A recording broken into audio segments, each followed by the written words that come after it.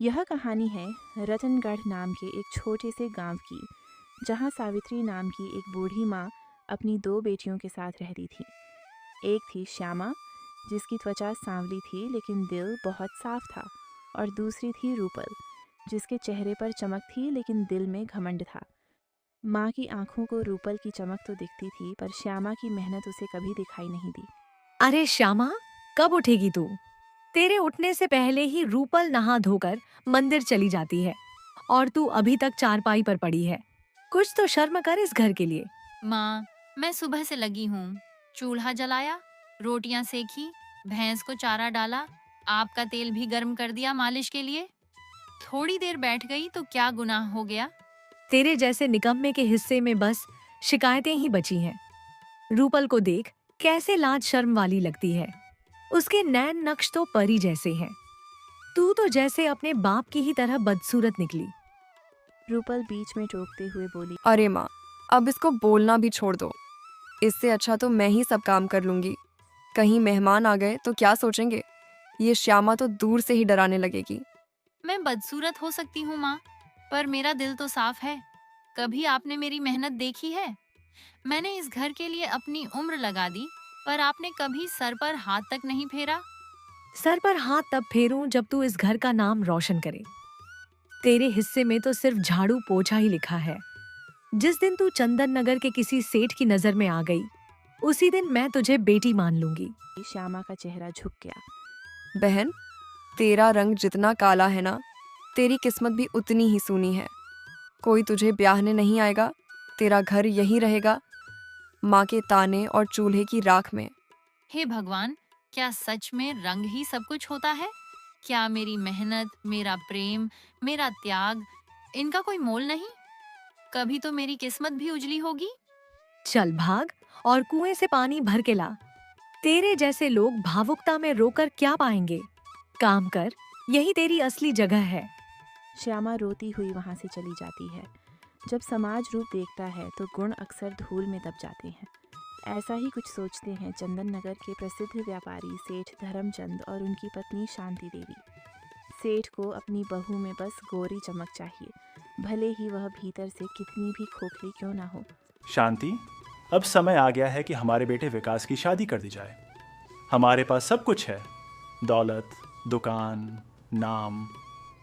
अब चाहिए एक ऐसी बहू जो हमारी शान को और ऊंचा करे। हाँ जी, मैं भी यही सोच रही थी।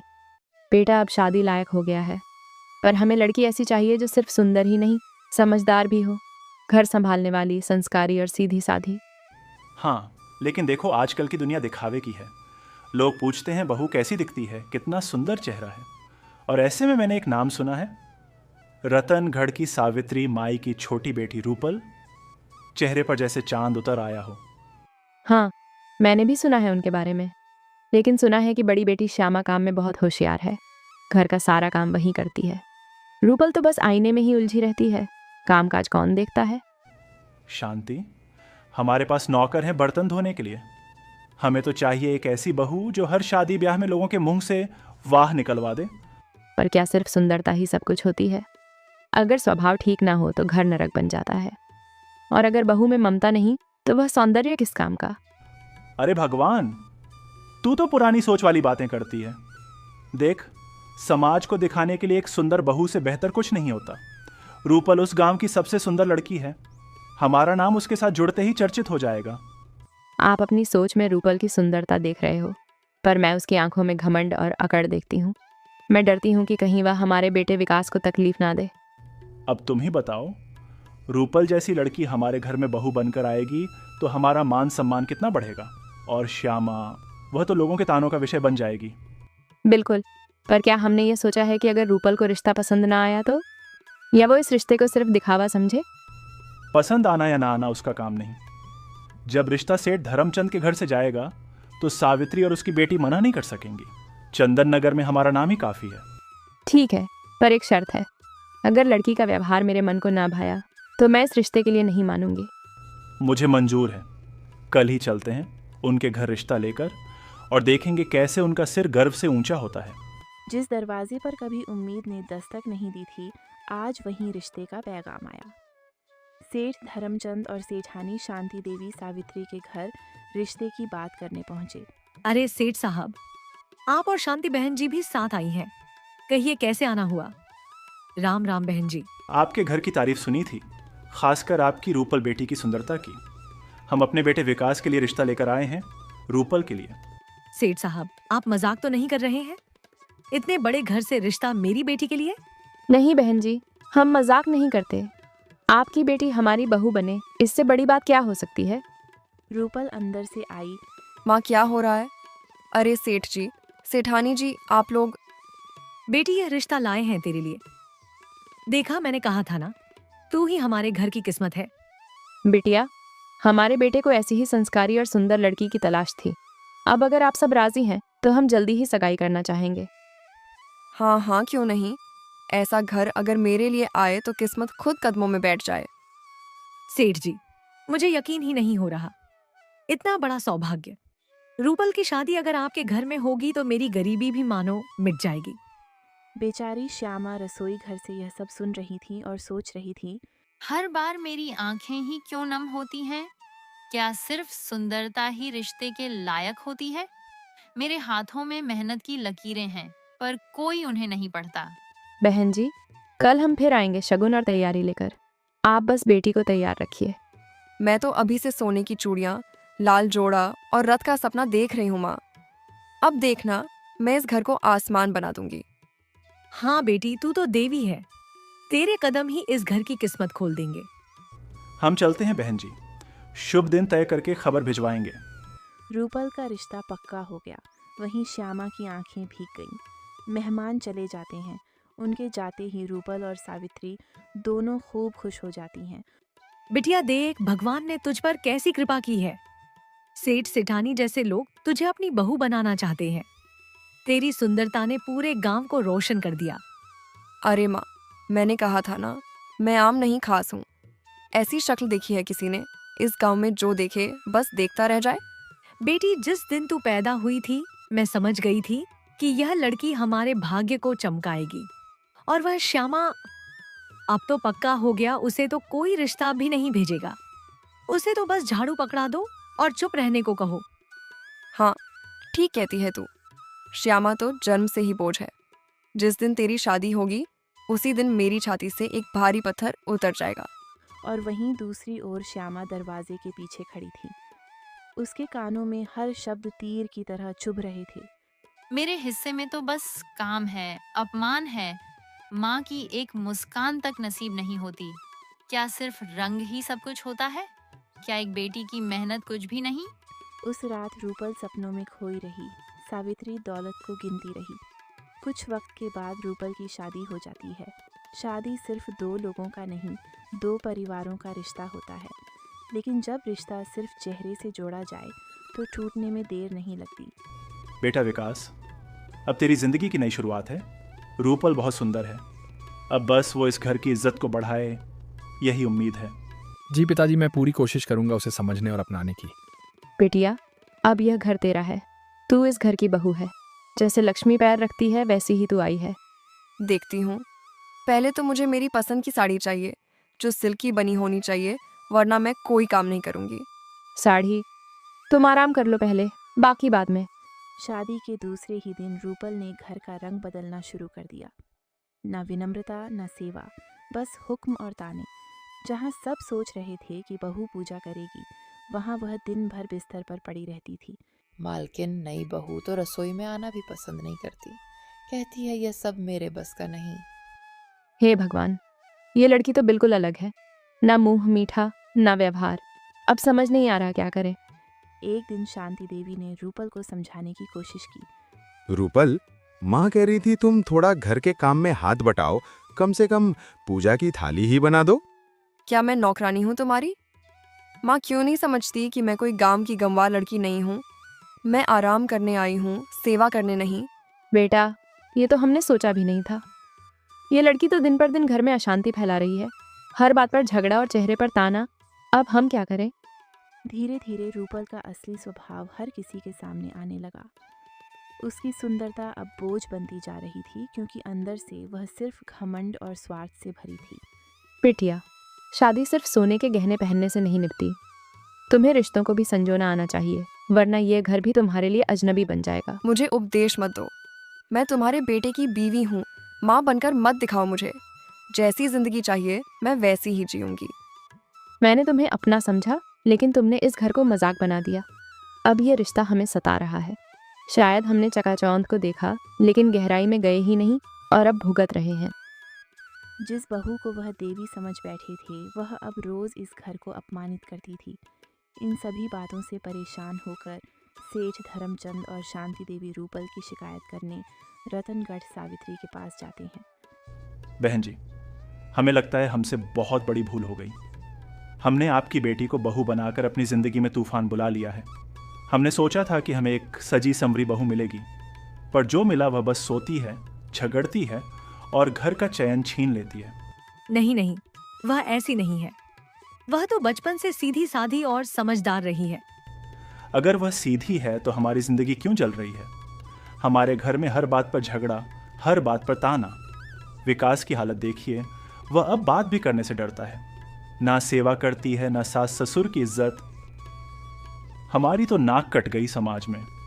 हो सकता है नई जगह की परेशानी हो। थोड़ा समय दीजिए, वह ठीक हो जाएगी।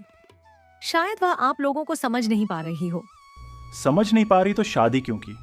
हमने उसे रानी बनाकर घर बुलाया था और वह तो सास ससुर को नौकर बना रही है। घर की इज्जत बहू से होती है, पर वह तो मोहल्ले में हमें शर्मिंदा करवा चुकी है। लोग अब ताने देते हैं। सेठ की बहू देखो, कितनी घमंडी है।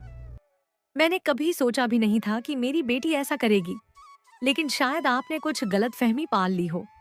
गलतफहमी तो हमें आपके घर आकर हो गई थी बहन जी। हमने चेहरा देखा, दिल की गहराई नहीं देखी, और अब भुगत रहे हैं। सावित्री माँ को झटका लगा, पर फिर भी वह अपनी रूपल की तरफदारी कर रही थी। उसे लग रहा था कि दुनिया गलत है, उसकी बेटी नहीं। हर लड़की कुछ समय लेती है नए घर में ढलने के लिए। आप लोग उसे समझाइए, बच्ची है अभी। उसे छोटी मत कहिए। उसे बस घमंड है अपनी सुंदरता का, और उस घमंड ने हमारे घर को जहन्नुम बना दिया। अगर आज हमने आपको बताने की हिम्मत ना की होती तो कल हमारा बेटा खुद घर छोड़ देता। हमारी बहू बनने लायक नहीं थी आपकी बेटी। आप क्या कहना चाहते हैं? आप रिश्ता तोड़ना चाहते हैं? अब भी नहीं, पर अगर अगले कुछ दिनों में कोई बदलाव नहीं हुआ तो हमें बड़ा फैसला लेना पड़ेगा। सेठ और सेठानी चले गए, पर अपने पीछे एक गहरी चोट छोड़ गए। रूपल की शिकायतें सुन सुनकर सावित्री टूट चुकी थी, लेकिन जिसने उसे संभाला, उस श्यामा पर ही उसने अपना सारा गुस्सा निकाल दिया। नहीं नहीं, ऐसा नहीं हो सकता माँ। मैंने तो बहुत बार समझाया था रूपल बहन को कि थोड़ा व्यवहार सुधारना चाहिए, लेकिन ये क्या हो गया मेरी रूपल के साथ? सेठ सेठानी तक शिकायतें लेकर आ गए। लोग क्या कहेंगे? मेरी बेटी ने घर बर्बाद कर दिया। लेकिन तूने ही कहा था ना, तू बड़ी होकर भी जलती है उससे। हाँ, और अब तू भी कहेगी कि रूपल की ही सारी गलती है। सच बता, तूने कुछ किया है? कहीं तूने ही तो सेठ सेठानी को भड़काया नहीं? माँ, आप मुझ पर इल्जाम लगा रही हैं। मैं तो हमेशा आपकी बात मानी, आपके हर ताने चुपचाप सहन किए, और अब आप मुझ पर शक कर रही हैं? शक नहीं कर रही, मुझे पूरा यकीन है। तू ही चाहती थी कि रूपल की शादी टूटे, ताकि सबको लगे कि तू ज्यादा समझदार है। तेरे मन में जहर है श्यामा। माँ, अगर मेरी मेहनत, मेरी सेवा आपको जहर लगती है, तो आज मैं वह जहर आपके घर से ले जाती हूँ। मैं अब नहीं रुक सकती यहाँ। जा, और लौट कर मत आना। हमारे घर का भार हल्का हो जाएगा। और श्यामा चल दी। न पैर रुके, न आंसू बहे, क्योंकि अब वह टूटी नहीं थी, अब वह मजबूत हो चुकी थी। कहाँ जाऊँ अब? जिस घर को जीवन माना, वह घर ही पराया हो गया। जिस माँ के लिए खुद को मिटाया, उसने मुझे ही मिटा दिया। क्या मेरी गलती सिर्फ इतनी थी कि मैं सांवली हूँ? जब इंसान सबसे ज्यादा अकेला होता है, तब भगवान किसी को भेजता है, कभी किसी दोस्त के रूप में, कभी एक अजनबी के रूप में। श्यामा चलते चलते सूरजपुर की सीमा में पहुंच गई थी और एक पेड़ के नीचे थक कर बैठ गई। तभी वहां से सूरजपुर के ठाकुर के बेटे विक्रम प्रताप और उनके सेवक माधव की सवारी गुजरी। माधव, जरा देखो, वह कौन लड़की है जो अकेले बैठी है इस दोपहर में? किसी का यूं बैठे रहना कुछ ठीक नहीं लगता। हाँ मालिक, वो लड़की तो जैसे रो रही है, कपड़े भी बहुत साधारण है, पर चेहरा शांत है, लगता है किसी अच्छे घर की है। मैं खुद पूछता हूं, ऐसे मौके पर मदद करना हमारा धर्म है। क्षमा कीजिए, मैं आपको परेशान नहीं करना चाहता, लेकिन आप यहाँ क्यों अकेली बैठी हैं? क्या आप ठीक हैं? आप कौन? मैं ठीक हूँ, बस थोड़ी देर बैठने आई थी। आपका चेहरा कह रहा है कि आप ठीक नहीं हैं। आंखें सब कह देती हैं। अगर आप मुझसे कुछ साझा करना चाहें तो शायद थोड़ा हल्का महसूस करें। आप जैसे लोगों के पास समय कहाँ होता है एक गरीब की कहानी सुनने का? मेरे पास ना घर है ना सम्मान। मैं उस बेटी की कहानी हूँ जिसे सबने ठुकरा दिया। बेटियां ठुकराई नहीं जाती, समझी जाती है। आपका दुख किसी बोझ से नहीं, दूसरों की अंधी सोच से है। मैं सूरजपुर के ठाकुर का बेटा विक्रम प्रताप हूं, और उससे ज्यादा मैं एक इंसान हूं। हर इंसान की कहानी सुनने का अधिकार मुझे है। श्यामा ने कभी सोचा भी नहीं था कि कोई उसकी आंखों में आंसू देखकर रुक जाएगा। मुझे अपने जीवन में कोई नहीं मिला जो मेरे दिल की बात सुने। आज आप जो कह रहे हैं वह मेरे लिए एक दवा की तरह है, पर मैं आपके सामने हाथ जोड़कर कहती हूँ, मुझे अपने रास्ते पर अकेला छोड़ दीजिए। आपका आत्मसम्मान देखकर मैं आपको और अधिक सम्मान देता हूं, लेकिन अकेलापन और आत्मसम्मान एक ही बात नहीं होते। आपको खाना चाहिए, पानी चाहिए, थोड़ा विश्राम भी। मेरे घर में माता पिता भी हैं। अगर आप चाहें तो कुछ दिन रुक सकती हैं। कोई जोर नहीं, सिर्फ एक प्रस्ताव है। पर बोझ नहीं बनना चाहती, पर सच कहूँ, आज पहली बार दिल ने कहा कोई है जो सुन रहा है। तो आइए मेरे घर, आपके लिए द्वार खुले हैं। सम्मान और आदर के साथ आप जैसी आत्मा को घर देना मेरे लिए पुण्य होगा। श्यामा चल पड़ी, पर इस बार अकेले नहीं। उसके साथ एक उम्मीद थी जो उसे पहली बार इंसान की तरह देख रही थी। श्यामा ठाकुर के घर पहुंचती है। उसने न सिर्फ नए घर की रसोई संभाली, बल्कि वहाँ के दिल भी जीतने शुरू कर दिए। आज मैं पहली बार किसी अजनबी के लिए कुछ बना रही हूँ, पर मन ऐसा है जैसे इन्हीं के लिए बनाते हुए जन्म बीता हो। भगवान, बस खाना ठीक बन जाए, क्योंकि तारीफ की मुझे आदत नहीं, पर आज उम्मीद जरूर है। जब खाना परोसा गया तो ठाकुर साहब बोले, वाह, ये कैसी खुशबू है! मैंने ऐसी स्वादिष्ट गंध अपने जीवन में नहीं ली। लगता है आज का खाना दिल से बना है। बिल्कुल बेटा, आज हमारे घर में पहली बार कोई ऐसी लड़की आई है जिसने बिना कहे रसोई संभाल ली। श्यामा बेटा, चलो तुम भी बैठो। नहीं माँ जी, आप लोग खाइए। मुझे खाना खिलाकर जो संतोष मिलेगा वह किसी स्वाद से ऊपर है। अरे वाह, यह स्वाद तो जैसे रसोई से नहीं किसी साध्वी की तपस्या से आया है। श्यामा, तुमने जो खाना बनाया वह न सिर्फ स्वादिष्ट है, बल्कि आत्मा को छूता है। आपने मेरी तारीफ की, यकीन मानिए आज तक मेरी माँ ने भी यह शब्द नहीं कहे। मैंने तो हमेशा वही सुना, काली है तो काम करना ही तेरा धर्म है। बेटा, रंग भगवान की कला है, लेकिन गुण तुम्हारी साधना है। मैं तुम्हें अतिथि नहीं, इस घर की लक्ष्मी मानती हूँ। श्यामा, क्या तुम जानती हो, तुम जैसी स्त्री अगर किसी घर में हो तो वहां पूजा अपने आप होती है। तुम्हारा चुप रहकर काम करना मेरे लिए सबसे बड़ी पूजा है। और उस रात घर में एक खुशबू फैली, रोटियों से नहीं, नई संवेदनाओं से। श्यामा अब सिर्फ एक अतिथि नहीं थी, अब वह उस घर की इज्जत बन चुकी थी। कभी कभी भगवान कुछ लोगों को तोड़ता है ताकि उन्हें फिर से एक मजबूत रूप में बना सके। कुछ वक्त बीतता है और विक्रम प्रताप को श्यामा की सादगी से प्यार हो जाता है। श्यामा, तुम कुछ ही दिनों में मेरे घर का हिस्सा बन गई हो, ना किसी शर्त से, ना किसी प्रयास से, बस अपने स्वभाव से। आज मैं एक बात दिल से कहना चाहता हूँ। जी विक्रम बाबू, आप कहिए। आप जैसे सम्मानित व्यक्ति का आदेश मेरे लिए सिर आंखों पर है। ये आदेश नहीं, एक निवेदन है। क्या तुम मेरे जीवन की संगिनी बनोगी? श्यामा हैरान रह गई। मुझसे, एक साधारण सांवली त्यागी हुई लड़की से, और आप एक ठाकुर के बेटे? आपको ऐसा मजाक करना शोभा नहीं देता। तुम्हें क्या लगता है, जो आदमी तुम्हारे स्वभाव से इतना प्रभावित हो, जो तुम्हारी मेहनत में सौंदर्य देखता हो, वह मजाक करेगा? श्यामा, मैंने जीवन में बहुत चेहरे देखे, पर दिल तुम्हारे जैसा कभी नहीं मिला। तभी विक्रम की माँ वहाँ आई। बेटी, अगर तू हमारी बहू बनेगी तो इस घर का भाग्य बदलेगा। मैंने बहुत सी औरतें देखी हैं, लेकिन तेरी आंखों में जो शांति और सेवा है वह दुर्लभ है। माँ जी, आपने मुझे बहू कह दिया। बस यही मेरे जीवन का सबसे बड़ा सम्मान है। मैंने तो हमेशा तिरस्कार झेला। आज अगर आप लोग मुझे अपनाएंगे तो मेरा जीवन सफल हो जाएगा। तो बताओ श्यामा, क्या तुम मेरी जीवन साथी बनोगी? हर दिन, हर दुख सुख में मेरा हाथ थामोगी? विक्रम बाबू, आपने मुझे इंसान नहीं आत्मा समझा। मैं किसी राजघराने के योग्य नहीं हूँ, पर अगर मेरी सेवा, मेरा समर्पण आपको मंजूर है, तो मैं अपना जीवन आपके चरणों में समर्पित करती हूँ। श्यामा, जिसे दुनिया ने ठुकराया, जिसे माँ ने अपनाया नहीं, जीवन साथी मिला जिसने उसकी आत्मा को अपनाया। कभी कभी जिंदगी में इंसान इतना खो जाता है कि उसे अपनों की अहमियत समझ ही नहीं आती, और जब समझ आती है तो वक्त हाथ से निकल चुका होता है। आज रूपल अपने ही कर्मों से टूट चुकी थी और रत्नगढ़ अपनी माँ के पास लौट आई थी। माँ, विकास ने मुझे तलाक दे दिया। कहता है मैं पत्नी कहलाने लायक नहीं। अब मैं कहाँ जाऊँ? जिस घर को मैंने ठुकराया, आज वही मेरी आखिरी उम्मीद है। बेटी, मैं भी क्या करूं? जिसे देवता समझकर विदा किया था, वही आज मेरे आंगन में टूटी हुई है। हम दोनों ने बहुत बड़ा धोखा खाया है, लेकिन शायद यह भगवान का इंसाफ है। और वह श्यामा, जिसे हम बदसूरत कहकर हंसते थे, आज उसने सूरजपुर के विक्रम प्रताप से शादी कर ली है। वह तो अब रानी बन गई होगी। हाँ, किस्मत ने उसे बहुत कुछ दिया और हमने उससे बहुत कुछ छीना। पर जो दूसरों का हक छीनता है, वह खुद एक दिन खाली हो जाता है।